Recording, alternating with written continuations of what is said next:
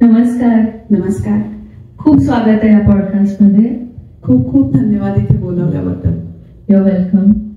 आज आपल्या बरोबर आहेत निवेदिता पानवळकर, ज्यांना आपण सगळे निवी म्हणून ओळखतो. तुझ्याबद्दल थोडंसं सांग ना आम्हाला. शुअर. थोडक्यात सांगायचं तर मी जवळजवळ 25 वर्षापूर्वी अमेरिकेत आले. माझं लग्न झालं होतं नुकतंच आणि माझं इंजिनिअरिंग झालं होतं आणि इंडियात मी प्रोफेसर होते, कारण शिकवणं हे माझं अत्यंत आवडतं क्षेत्र आहे आणि दुसऱ्याला प्रगती करताना बघणं हे दुसरं आवडतं क्षेत्र आहे. सो मी इथे आले आणि लगेचच 2-3 महिन्यात मी मास्टर्स सुरू केलं अमेरिकेत. मग टिपिकल राऊटनी गेले, MS झाले, MBA झाले, जॉब IT मध्ये होता, database administration, system administration, program management वगैरे वगैरे करत राहिले. आणि एक वेळ आयुष्यात अशी आली की असं वाटायला लागलं की दुसऱ्यांसाठी पण काहीतरी करावं, कारण आपल्याला एवढं दिलंय देवानी. आणि तसंच प्रसाद मला त्या अनुषंगाने इतका वर्सटाईल नवरा भेटला. तो ज्ञान प्रबोधिनीच आहे, त्यामुळे एवढा वर्सटाईल आहे की तो सगळ्याच क्षेत्रात त्यांनी भरपूर मोठी कामगिरी केलेली होती. आणि मग आम्ही दोघं सोशल वर्क करायला सुरुवात केली जवळजवळ 15-17 वर्षापूर्वी. आणि थोडं थोडं थोडं करत इतकी आवड वाढत गेली आणि एकमेकाचे विचार बरेच अलाइंड होते, त्यामुळे एकमेकाची साथ मिळत गेली, मुलांची साथ मिळत गेली आणि आम्ही दोघांनी अनेक सोशल उपक्रम केले. आणि ते करता करता मी पुन्हा एकदा एज्युकेशनकडे कधी वळले 10 वर्षापूर्वी मला पण नाही कळलं. पण अनेक छोट्या मुलांना कॉलेज प्रेप किंवा मास्टर्स PhD साठी गाईड करायला लागले आणि त्यांना त्यांचे ड्रीम स्कूल्स जेव्हा मिळायचे तेव्हा मला रात्र झोप लागायची नाही. ॲड्रेनलिन रशनी मला खूप छान वाटायचं की अरे कोणीतरी पुढे जात आहे, यात पण खूप आनंद आहे. पण असं करता करता एके दिवशी मला असं वाटलं की माझी पण एक छोटीशी सुप्त इच्छा आहे. देवाने आम्हाला सगळं दिलं, अतिशय अमेझिंग मुलं आहेत आमची, खूप आमच्यावर प्रेम करतात, हे आमचं नशीब आहे. आम्हाला खूप सुंदर मित्र परिवार आहे की ज्याला आम्ही इकोसिस्टम म्हणू शकतो. खूप चांगले आमचे संबंध आहेत सगळ्यांशी आणि इतरांचे आमच्याशी, आणि त्यांनी ठेवलेत तर आम्ही लाभार्थी खरं तर. पण हे सगळं करता करता मला असं वाटलं की एक छोटी इच्छा आपली राहून गेली आणि ती म्हणजे हार्वर्ड. मी जेव्हा बॉस्टनला बिझनेस ट्रिप्सला जायचे तेव्हा मला दरवेळी वाटायचं की अरे हे बघायचं राहिलं या ट्रिपमध्ये, ते बघायचं राहिलं. काही स्थानं अशी होती की दरवेळी जाऊनच यायचं. तिकडचे क्विन्सी मार्केटला जाऊन येणे किंवा MIT बघणे किंवा इतर कोणी नातेवाईक आले तर त्यांना इतर गोष्टी दाखवणे, बॉस्टन टी पार्टी वगैरे वगैरे. परंतु मी कधीही हार्वर्डची भिंत सुद्धा बघितली नाही, कारण मला लहानपणापासून एस्पेशली टीनेज इयर्सपासून एक फॅसिनेशन होतं की जे लोक हार्वर्डला जात असतील त्यांचं लाईफ कसं असेल, किती छान वाटत असेल त्यांना आणि कसं कसं वाटत असेल. म्हणजे या कसं मध्ये माझी जवळजवळ आयुष्याची 47 वर्ष गेली. आणि एके दिवशी प्रसादला म्हटलं की अरे सगळंच मला मिळालं देवाच्या दयेने, पण एक छोटी गोष्ट ना मी पुढच्या जन्मी करणार आहे. आणि प्रसाद म्हणाला पुढचा जन्म कशाला, आत्ताच केली पाहिजे. सो कल करे सो आज कर, आज करे सो अब. आणि असं बोलता बोलता एका विमवर मी विचार केला की ठीक आहे, इतके वर्ष आपण काठावर बसतोय, आता मारूया उडी. आणि खरोखर मी एका महिन्यात स्टार्ट टू फिनिश इतर मुलांसारखं ऍप्लिकेशन केलं, कारण माझ्याकडे बरंच काही सामान होतं, 5-7 वर्ष गोळा केलेलं ट्रान्स्क्रिप्ट सकट, पण मी कधी ती उडीच घेतली नव्हती. आणि नवरा मला म्हणाला की फार तर का होईल, रिजेक्ट होशील, पण आयुष्यात हे जग सोडताना तुला नक्की वाटेल की मी माझा पूर्ण प्रयत्न केला. आणि असं करून मी अप्लाय केला आणि मला मिळालं. आणि माझ्या मुलांच्या कृपेनी, माझ्या नवऱ्याच्या कृपेनी आणि माझ्या मित्र परिवाराच्या, माझ्या फॅमिलीच्या आशीर्वादाने मी एके दिवशी माझ्या इप्सित स्थळी पोहोचले. आणि मला असं वाटतं की मी खरोखर खूप लाभार्थी आहे आणि मला आता उर्वरित आयुष्य दुसऱ्यासाठी काढायचं. Wow, amazing. म्हणजे प्रत्येक यशस्वी स्त्रीच्या मागे जो पुरुष असतो ते आमचे प्रसाद दादा आहेत. नक्कीच आमच्या प्रबोधिनीचे आहेत. तुमच्या आमच्या ज्ञान प्रबोधिनी, तुमच्या प्रबोधिनीचे प्रसाद दादा हे माझ्या पाठचे पांडुरंग आहेत. त्यांना आधुनिक महात्मा फुले सुद्धा PMM मध्ये म्हणतात आणि खूप मला हसू येतं. आणि सांगितलं तसं की नुसतं मुलं आणि प्रसाद हे विश्व नाहीये, तर आमचे सगळे आमचा मित्र परिवार, आमची फॅमिली एक्सटेंडेड, या सगळ्यांनी त्यांचा प्रत्येकाचा माझ्या आयुष्यात सहभाग आहे. कारण मला खरंच असं वाटतं की ती जी आफ्रिकन प्रॉवर्ब आहे ना, Ubuntu, I am because we are, हे मला खरोखरच वाटतं की प्रत्येकासाठी लागू पडतं. आणि मला जर एवढ्या सगळ्यांचा साथ नसता तर मी जाऊ शकले नसते. खूपच वाखाणण्याजोगं की एवढं मिळवल्यानंतरही एवढं तू जाण ठेवतेस आणि त्यांना मान देतेस तो.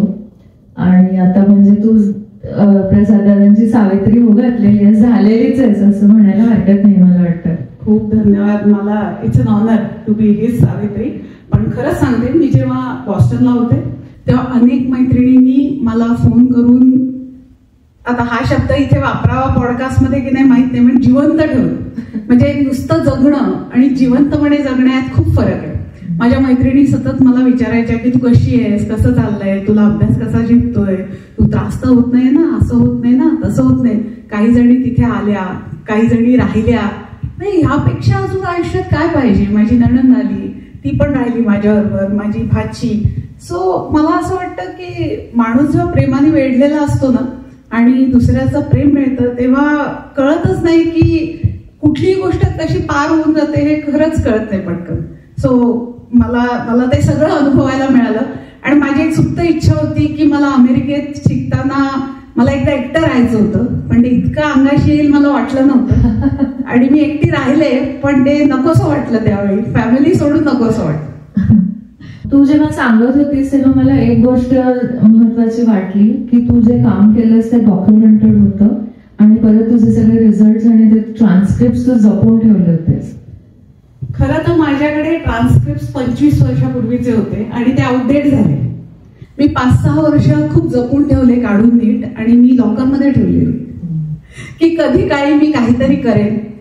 असं नाही की मास्टर्सची चणचण होती, हे माझं 3रं मास्टर्स आहे, पण माझ्या आयुष्यातलं पहिलं स्वप्नातलं मास्टर्स.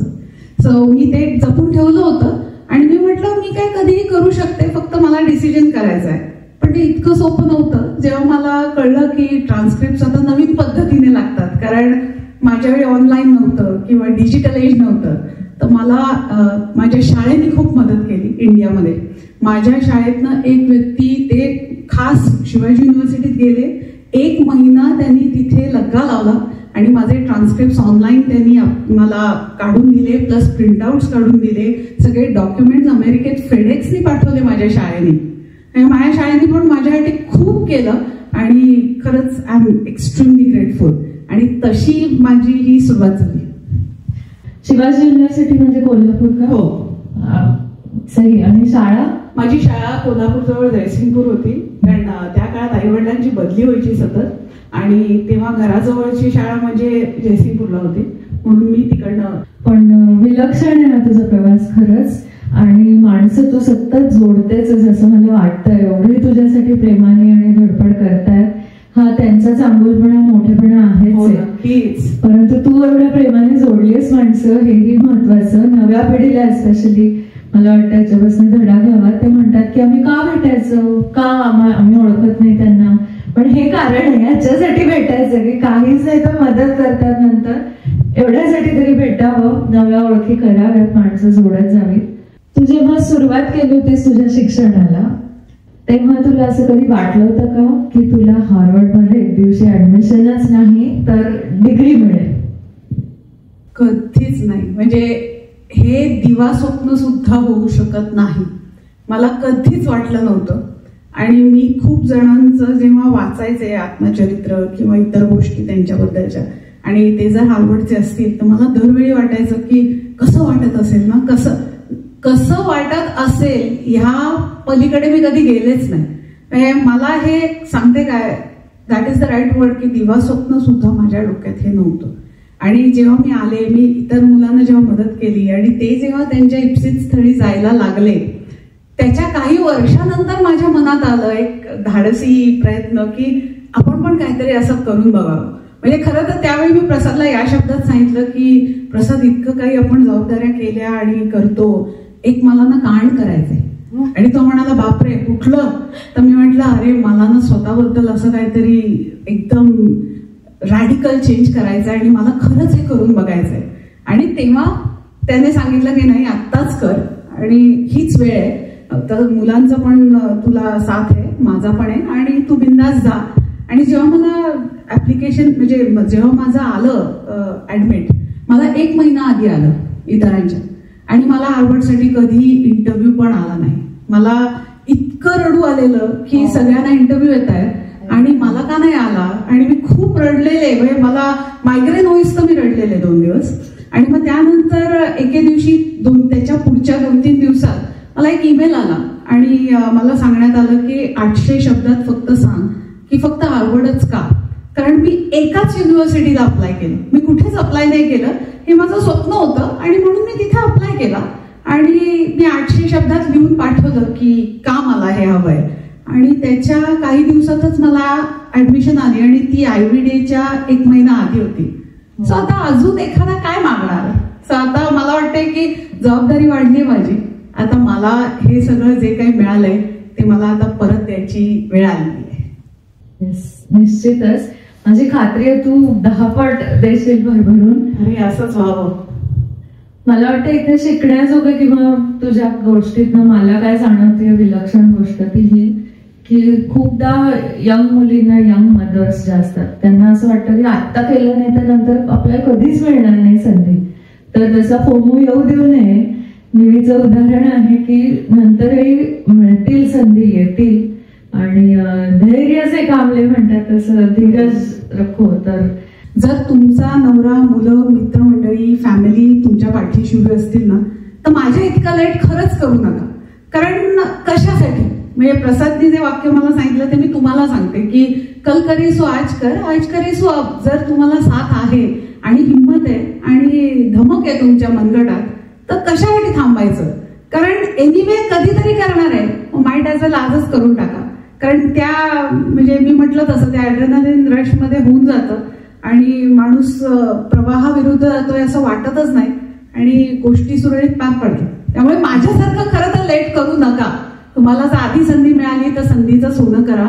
आणि यातनं मी खूप मोठी गोष्ट शिकली की आयुष्यात कधीही संधी आली तर ती घ्यावी. येस. सो निवीने आपल्याला सांगितलेलं आहे की यंग लोकांनी पटकन जे काय मनात आहे ते करून टाकावं, संधी सोडू नये, मुली काय मुलं सुद्धा. आणि मी असं म्हणेन की मॅच्युअर जास्त ज्या पुढच्या आहेत थोड्या बायका त्यांनी निवीकडे बघावं की आपली प्राईम हे गेलं असं कधीच नसतं. तुम्ही ठरवाल ते तुमचे प्राईम इयर्स असतात. सो नंतरही अचीव करू शकतो, नक्की करू शकतो. आणि माझ्या समस्त बांधवांना, बंधू, मेन त्यांना ही विनंती आहे की जसे प्रसाद दादा उभे राहिले नेहमीच्या पाठीशी तसे तुम्हीही उभे राहा. तुम्हीही आपल्या बायकांना तो सपोर्ट द्या, तो आधार द्या. जेव्हापर्यंत तुमच्या पार्टनरचा, स्पाऊसचा साथ नसेल, तुमच्या फॅमिलीचा आणि तुमच्या इकोसिस्टमचा, तेव्हापर्यंत होत नाही. अगदी खरंय. जाता जाता मला हे नक्की सांगायचं आहे की BMMPY महाराष्ट्र मंडळाचे प्रेसिडेंट, अध्यक्ष आहेत प्रसाद दादा. आणि कायमच अध्यक्ष जे असतात ते कायम त्यांच्या मागे त्यांचे स्पाऊस उभे असतात. ते फक्त सावलीत असतात, आपल्याला दिसत नाही. सो निवी सुद्धा तितक्याच जोमानी आणि तिलाही तेवढेच कष्ट आणि काम पडतं. आणि दोघंही ते सांभाळून समाजकार्य करत असतात, बाकीचं हेल्थ अँड फिटनेस करत असतात. असं खूप कारभार ते सांभाळत असतात. मला फार प्रेरक वाटतंय निवी दोघांचे आणि एस्पेशली तुझं. खूपच प्रेरणादायी वाटतं की इतक्या सगळ्या गोष्टी करून हसतमुखाने आणि आनंदाने तुझं चालू असतं. मला वाटतं 1-2 गोष्टी करायच्या म्हटल्या तरी काही वेळा आपल्याला असं वाटतं की कसं करणार मी. पण जेव्हा अशी उदाहरणं दिसतात की एवढ्या 100 गोष्टी करून सुद्धा त्यांचं चालू आहे तेव्हा नक्कीच फार इन्स्पायरिंग वाटतं ते. नाही, त्यासाठी मला तुझे पण आभार मानावे लागतील. कारण आज बघ ना, आज मी इथे हसत खेळत हा इंटरव्ह्यू देतेय, तू मला हा मान देतेस, तर त्यासाठी खूप खूप धन्यवाद. म्हणजे आज आता पुन्हा एकदा मी लाभार्थी की ही स्वतः यशस्विनी स्वतः हसत खेळत मला इतकं हसऱ्या चेहऱ्याने विचारतेय. आम्ही दोघे आता गप्पा मारतोय, पण ह्या गप्पा मारण्याच्या मागे हिचे आतोनात कष्ट आहेत. ही स्वतः आता अनसंग हिरो आहे. ती माझ्या घरी आली, तिने सगळा सेटअप लावला, 1 तास गेला त्यात, एवढे सगळे कष्ट केले आणि एवढं करून कौतुक माझं होतंय. तर त्यामुळे हेच मी म्हणते की जेव्हा माणसाला एखादी गोष्ट आवडते तेव्हा त्याला ते काम वाटत नाही आणि दुसऱ्याच्या आनंदात आनंद घेणं यासारखी मजा नाही. माझं स्वतःचं फाउंडेशन आहे एम्पॉवर यू नावाचं आणि मी युथसाठी काम करते, युवांसाठी, मार्जिनलाइज अँड नॉन मार्जिनलाइज. मला असं वाटतं की ते उद्याचे लीडर आहेत आणि त्यांना आत्ताच जर चांगल्या पद्धतीने आपण वळण लावलं आणि त्यांना महत्त्व समजवलं की त्यांचे राईट्स रिस्पॉन्सिबिलिटीज काय आहेत, तर आपल्याला एक अजून जग हे थोडंसं सुंदर करता येईल. आणि त्यामुळे मला असं वाटतं की प्रत्येकाची एक छोटी छोटी नैतिक जबाबदारी आहे. तसं तू तुझी पण नैतिक जबाबदारी करतेस की ह्यातनं तू जनजागृती करतेस, इतर अनेक बायकांचे तू पॉडकास्ट करतेस किंवा त्यांच्याबद्दल सांगतेस. हे जेव्हा आपण दुसऱ्याबद्दल करतो ना, त्याला एक संस्कृतमध्ये शब्द आहे मुदिता. आणि माझ्या फाउंडेशनचा पहिला जो प्रोजेक्ट होता त्याचं नाव आहे मुदिता. आणि माझी मैत्रीण आहे कस्तुरी केशकामत म्हणून, तिच्या आईचं नाव आहे ते, पण त्याचाच अर्थ हिब्रूमध्ये फिरकून म्हणून आहे. म्हणजेच दुसऱ्याच्या आनंदात काहीही मॅलिस न ठेवता आनंद मानणारी व्यक्ती. सो तू जे आता करतेस त्यालाच मुदिता म्हणतात. आणि एकमेकांनी जर असं केलं तरच जग पुढे जातं. खूप खूप आभार, किती छान कौतुक केलंस. आणि मला हे फार आवडतं की पुढची पिढी आपली हे भविष्य आहे. बरोबर. नाही तर खूप जण आणि महिला मला असं दिसतं की आपापलं त्यांचं नृत्य गायन चालू असतं, ते चांगलीच गोष्ट आहे. पण त्याच्या पुढे जाऊन आपल्याला एस्पेशली ही जी पुढची जी पिढी आहे ते इंडियन अमेरिकन तो सगळं तर आयडेंटिटी आणि हे सगळं जे त्यांचं चालू असतं त्याच्यात आपल्याला त्यांना ही धरोहर देणं, ते संस्कार देणं महत्वाचं आहे. आणि ती विजन तुझी पण आहे, माझी पण आहे. आणि आपण नक्कीच करत राहूयात. इतर अनेकही महिला आहेत, माणसंही आहेत जे खूप करत असतात पुढच्या पिढीसाठी.